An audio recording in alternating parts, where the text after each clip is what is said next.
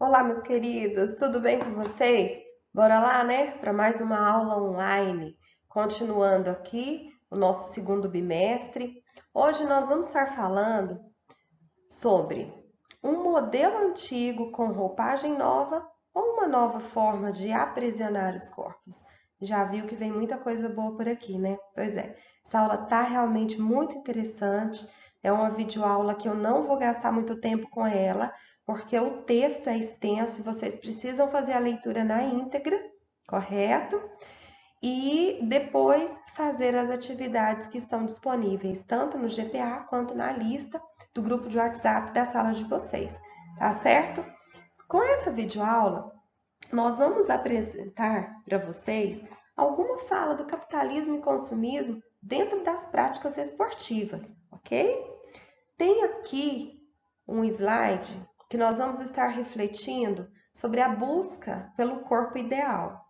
E você vai encontrar uma curiosidade sobre o uso do espartilho, quando as mulheres usavam, por que elas usavam.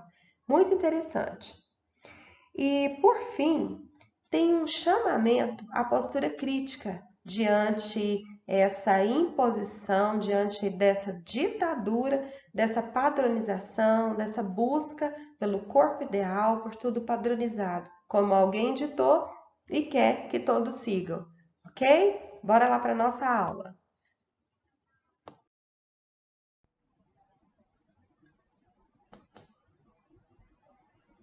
Capitalismo e consumismo.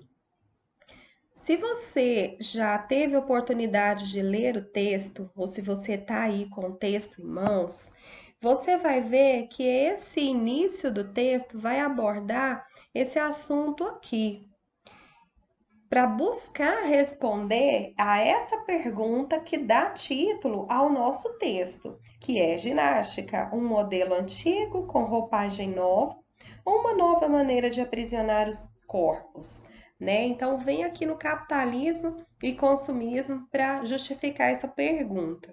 Estamos inseridos numa sociedade fundamentada nos valores do capitalismo, em que a lógica do mercado é o que?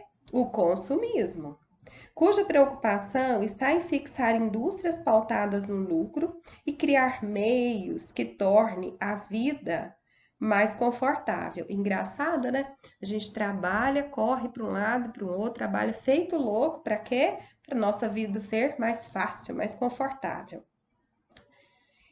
Com a suposta intenção de melhorar a vida das pessoas nos aspectos materiais, tecnológicos e nos aspectos fisiológicos, biológicos e anatômicos.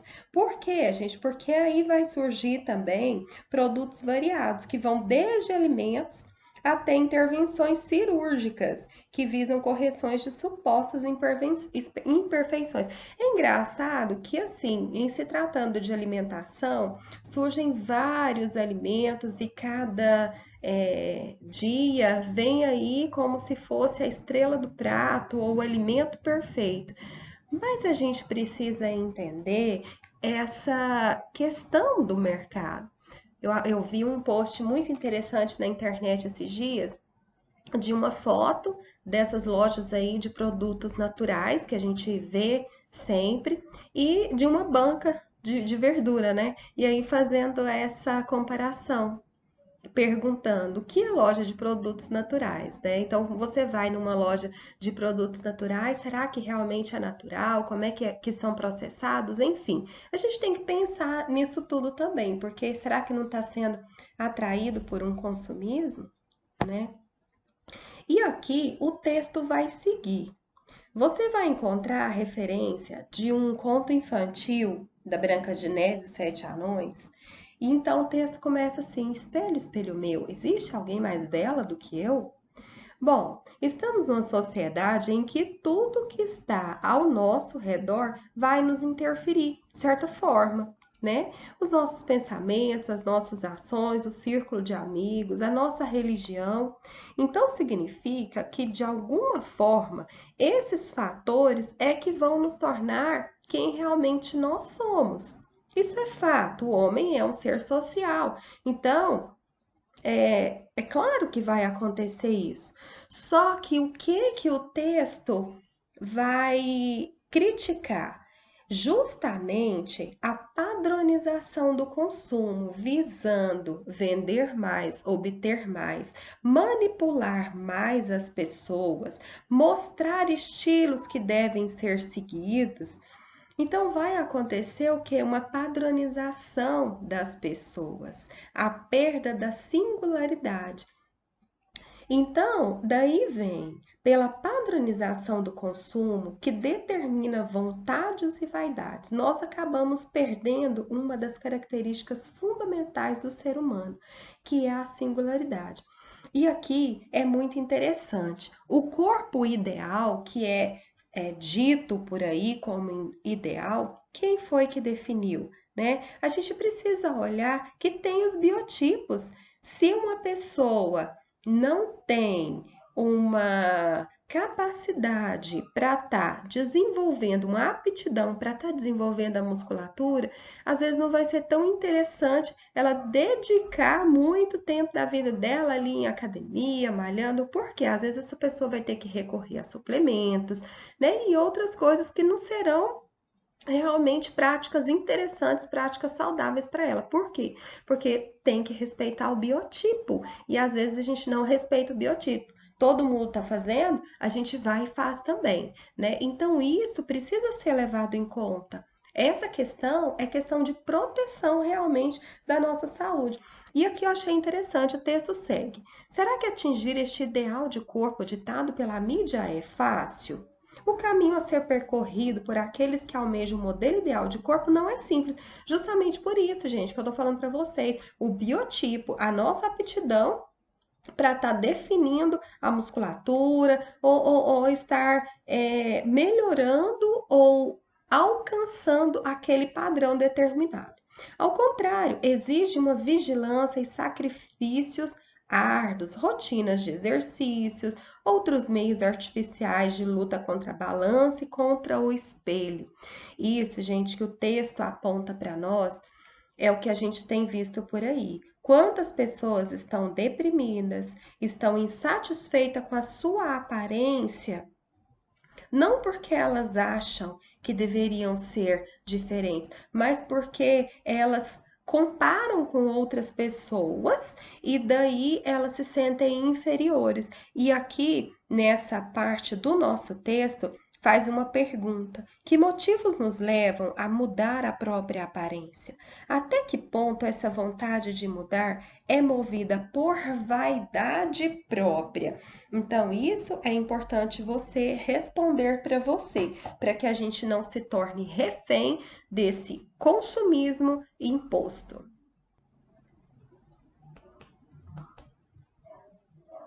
Busca pelo corpo ideal. Prisioneiros da vaidade, o corpo como vítima. Olha só a figura aqui do espartilho. Olha o danado aparecendo aqui. Gente, ele era muito utilizado pelas mulheres.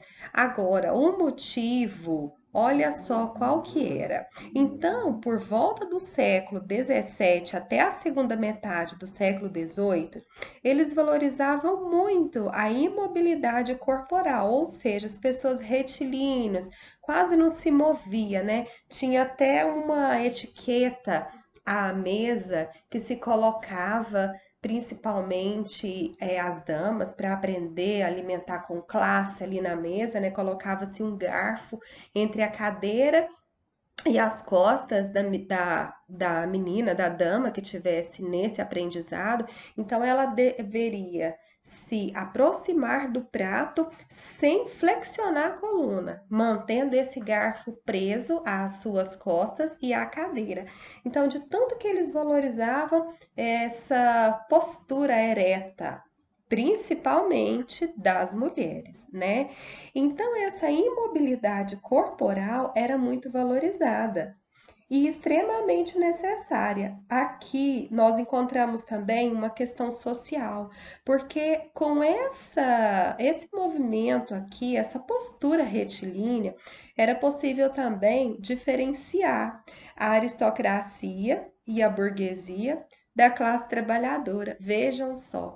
Então, por isso que as mulheres usavam o espartilho, não somente para manter essa postura exigida, mas também porque essa postura exigida, ela fazia essa distinção das classes sociais, porque veja bem, quem tem ali um dia árduo de trabalho não tem condição de ficar amarrada ali naqueles espartilhos que se usavam.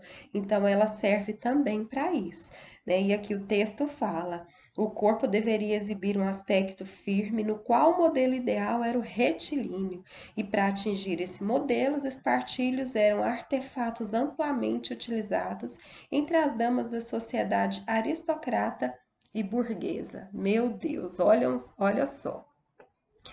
Hábitos saudáveis e exercícios físicos. Gente, o que é isso? Bom, Jean-Jacques Rousseau, que esteve mostrando seus trabalhos de 1712 a 1778, ele foi um dos mais célebres filósofos do século XVIII e ele se preocupava muito com a educação, em especial a educação da criança. Tiveram, é claro, outras pessoas que estudavam ali esses escritos, esses estudos de Rousseau e afeiçoavam com essa ideia, então aliavam-se nesse mesmo pensamento. Então, Rousseau somou-se pessoas especializadas e importantes dessa época, como médicos e pedagogos. E essas pessoas é que foram questionar e criticar o uso do espartilho, que era um objeto tão prestigiado pelas mulheres. Essas críticas foram fundamentais para derrubar a utilização do objeto considerado uma prensa dos corpos, né? E aí, com essa preocupação, notou-se que através do exercício físico era possível alcançar não somente uma postura adequada, mas também hábitos saudáveis que iam além da simples aparência. Então, isso daqui, essa inserção da ginástica, da atividade física, contrapondo a tudo aquilo que eles falavam na época como manutenção das posturas ou da saúde, é que veio essa atividade física sendo incorporada para que se alcançasse hábitos saudáveis, né? Depois a gente vê mais à frente no texto citando o corpo como instrumento de trabalho. E aqui também a gente vê a colocação da ginástica como uma forma de preparar melhor o trabalhador para enfrentar a carga de trabalho que ele vai precisar. Então, notava-se a preocupação com o corpo, era bastante evidente para justamente suprir essa necessidade do trabalhador, para que ele pudesse suportar a fadiga pelo excesso de horas trabalhadas e pelas condições precárias das instalações industriais. O corpo constituía-se como instrumento importantíssimo para o trabalho. Daí a dedicação a estar trabalhando, a estar melhorando, a estar fortalecendo esse corpo através da prática de exercícios físicos e de hábitos saudáveis de forma geral.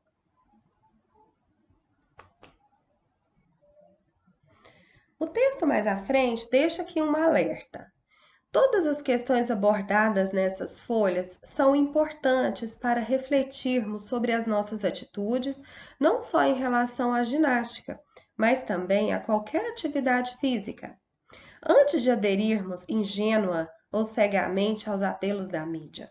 Se você está na busca de uma performance baseada no exagero, no sacrifício que te leva a fazer mais exercícios, mais abdominais, mais peitorais, mais dorsais, dietas malucas, tomar anabolizantes, remédios para emagrecer, chega! Você precisa parar para pensar sobre tais questões. Então, meus amores, a gente precisa analisar os motivos que nos levam a fazer a prática de atividade física e também precisamos pensar no outro polo a não prática da atividade física, que também é tão grave quanto.